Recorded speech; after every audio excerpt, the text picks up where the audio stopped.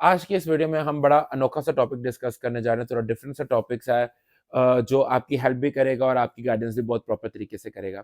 अब जब बात अनकॉमन टॉपिक्स पे आ जाएगी तो बच्चे ने उसको प्रिपेयर नहीं किया होगा, बच्चे को उसका कोई आइडिया नहीं होगा।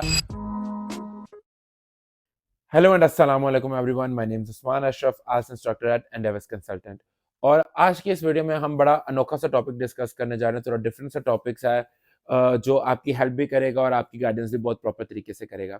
सो instead of talking about ways to excel your IELTS, आज हम लोग क्या बात करने जा रहे हैं? आज हम लोग थोड़ा ऑपोजिट बात करने जा रहे हैं।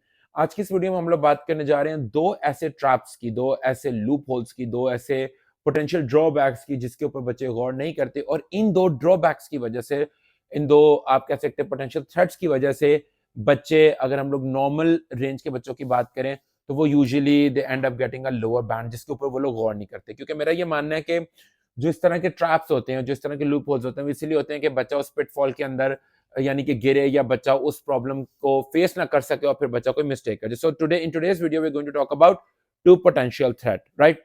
So the first one is that common topics, I would say. पहली चीज, पहला थ्रेड जो आप लोग बहुत ज्यादा उसको इग्नोर करते हैं, बल्कि फॉलो करते हैं, मैं कहूंगा इतना फॉलो करते हैं कि वो एक थ्रेड बन जाता है, वो होता है कॉमन टॉपिक्स।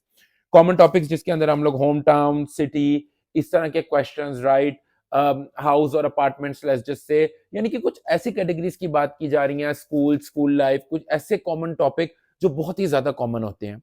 अब एक बच्चे का फोकस इंटायरली इस चीज के ऊपर होता है कि मैं कॉमन कॉमन टॉपिक्स तैयार कर लूं जो मोस्टली रिपीट होते हैं, रिपीटेड टॉपिक जो हम उनको बोल सकते हैं, ठीक है, जो ज्यादातर आने का चांस होता है। बच्चा कहता है नहीं यार, मैं ऐसे करता हूँ कि मैं जल्दी जल्दी ना ये थोड़े से टाइम में कॉमन टॉपिक सारे तैयार कर लेता हूँ। और सबसे बेस्ट बात जो बच्चे को यहाँ पे मोटिवेटिंग लग रही होती है वो ये कि स्टैंडर्ड आंसर अवेलेबल होता है इंटरनेट पे। बच्चा कहता है ठीक है यार, मुझे कॉमन टॉपिक्स लेने हैं, मैं उनका स्टैंडर्ड आंसर याद कर लूंगा। और फिर जब बच्चा एग्जामिनर के पास जाता है, एग्जामिनर सवाल करता है, वो बताना जी शुरू करते हैं बहुत अच्छी वोकैबुलरी के साथ और बहुत अच्छे फ्लो के अंदर, यानी कि वो उसको एक ही सांस में, जिस तरह आपके उन्होंने जो किया होता है उसको याद किया होता है, वो एक ही फ्लो में उसको सुना के वहां पे उनका स्टॉप हो जाता है। But the potential trap over here is that examiner को पता है कि आपने अपना आंसर क्राइम किया हुआ है, एग्जामिनर को अंदाजा हो जाता है कि आपने अपना आंसर याद किया हुआ है। ट्रैप यहाँ पे वो यहाँ पे अपना एक स्ट्रैटेजी को एम्प्लॉय करते हैं, वो ये करते हैं कि वो अनकॉमन टॉपिक पे आ जाते हैं जब उनको शक पड़ता है।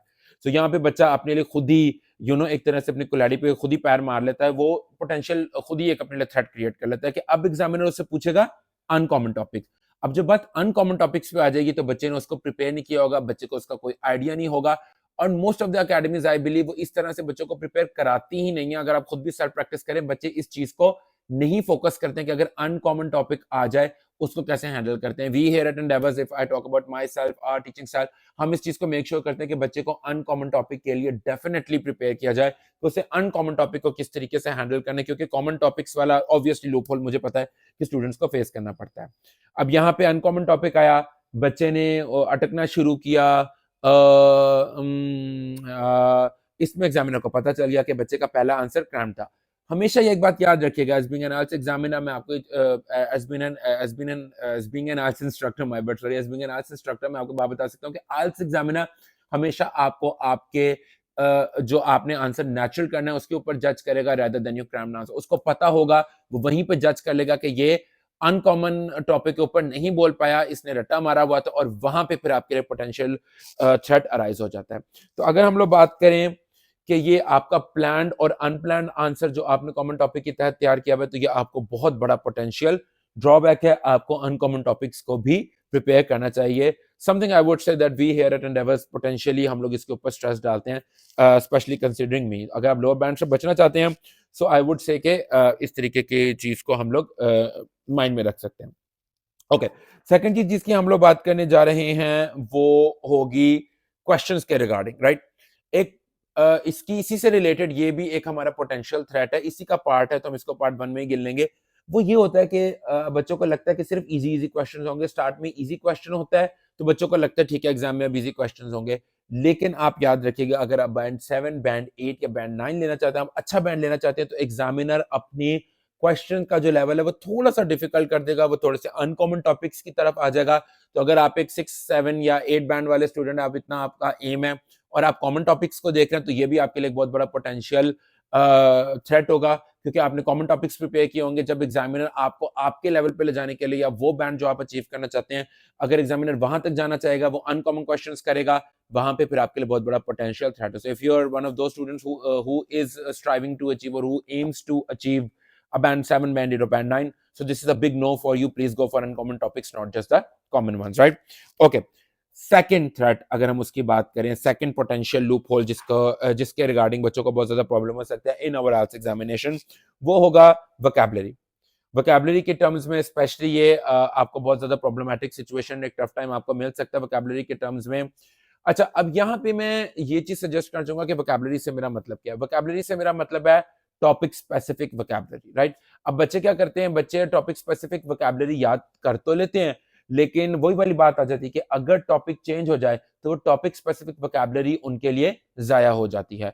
So my tip over here would be कि आप वोकैबुलरी, थोड़ी न्यूट्रल वोकैबुलरी को थोड़ा टारगेट करें, बजाय इसके कि आप टॉपिक स्पेसिफिक वोकैबुलरी को तैयार करें। ऑब्वियसली टॉपिक स्पेसिफिक वोकैबुलरी भी रेडी करनी चाहिए, और अगर आप टॉपिक स्पेसिफिक वोकैबुलरी को रेडी करते हैं तो आप डिफरेंट टॉपिक्स के लिए डिफरेंट वर्ड्स को यूज कर सकें, लेकिन फिर आपको मेक श्योर करना पड़ेगा कि आप अप्रोप्रिएट वर्ड्स यूज करें।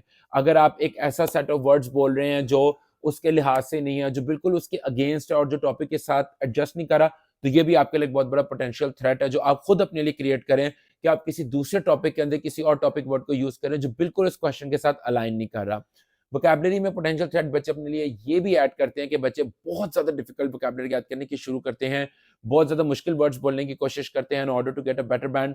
लेकिन उससे बेहतर होगा कि आप topic related specific vocabulary ready करें और फिर उसको यूज करें, rather than focusing on very difficult words जो आपको डिफिकल्टी दें एग्जाम में। So I would say these are two potential threats. पहला हमारा हो गया ऑब्वियसली, एक तो हमने वोकैबुलरी वाला डिस्कस कर लिया कि आपको टॉपिक स्पेसिफिक वोकैबुलरी रेडी करनी चाहिए और किस तरीके से वो आपको थोड़ा सा प्रॉब्लम दे सकता है। थोड़ी सी टाइम में भी आप इसको रीड करके अच्छी वोकैबुलरी को रेडी कर सकते हैं। और सेकंड जो हमने बात की वो ऑब्वियसली हमारा कॉमन और अनकॉमन टॉपिक्स के रिलेटेड था कि आपको अनकॉमन टॉपिक्स को भी टारगेट करना चाहिए। So I hope both of these topics will help you get a better band in your future exams, and again अगर आप इन दो थ्रेड्स को अवॉइड करेंगे तो बजाय इसके क्या फोकस करें कि आपने क्या अचीव करना आपको करना चाहिए, लेकिन आपको साथ साथ इन थ्रेड्स को भी अवॉइड करना चाहिए, right? So in order to get a better band, focus on these 2 points, and I am very much hopeful इंशाल्लाह that you will get a very good band in your upcoming exam. आपका कोई भी question हो, कोई भी चीज आपको bug कर रही हो, if there is any query आपको क्वेश्चन करना हो, you can always leave your question in the comment box and we will be more than happy to answer that question for you, or believe me, we'll try to respond to you as soon as possible for your ease.